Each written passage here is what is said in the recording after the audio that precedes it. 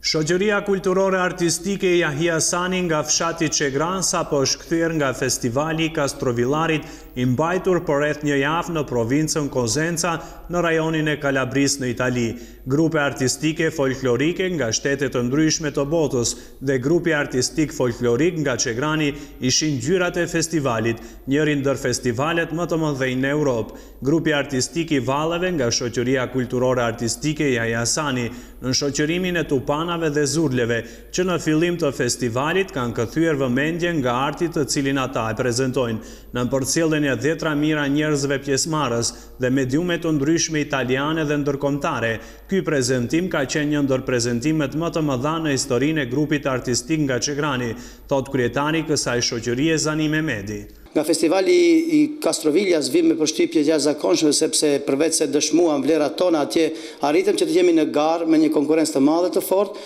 Sigurisht ishte hera e parë në këtë jubile kaq të madh në 30 vjetorin e këtij festivali që për herë të parë folklori autokton shqiptar të promovohet në këtë skenë kaq të madhe. Impresionet dhe përshtypjet jashtëzakonshme gjithashtu edhe nga mediat të shumta që vishin dhe na përcjellshin në promovimet tona. Gjithashtu mund të theksoj një veçanti të veçantë të këtij festivali sepse ishte një festival shëtitës dhe lëvizjes, domethënë grupet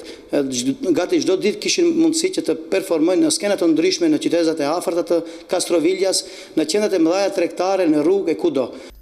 Pasi festivali i Kastrovillarit është festival revial, nuk janë ndarë çmime, por siç thekson Mehmeti, çmimi për Yahia Sanin ka qenë përfitimi i zemrave nga të gjithë të pranishmit në këtë festival. Edhe pse festivali ishte revial, me siguri gjatë filmimeve të ndryshme që t'i përcjellni nëpër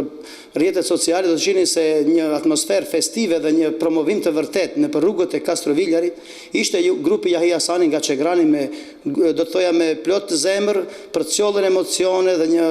një skenë të bukur kudo që gjendeshin artistët tonë arritën që të fitojnë zemrat e qytetit dhe të qytetarëve të Kastrovillas. Mund të theksoj gjithashtu edhe prezencën e madhe të shqiptarëve arbresh dhe shqiptarëve nga Shqipëria dhe Kosova që punojnë atje, që me vonesë morën lajmin se shqiptarët për herë të parë do të jenë në këtë festival kaq të madh. Në festivalin e 30 me radhë në Kastrovillari kanë marrë pjesë përfaqësues nga SBA, Brazili, Argentina, Kolumbia, Peru, Meksika, Bregu i Fildisht, Rusia, Italia, Britania e Madhe, Kina dhe vende të tjera. Shoqëria kulturore artistike Yahia Sani vitet e fundit ka qenë ambasador i vetëm i kulturës në rajonin e Gostivarit e Mëgjër, në prezantimin dhe shpërndarjen e kulturës tradicionale shqiptare të rajonit tonë.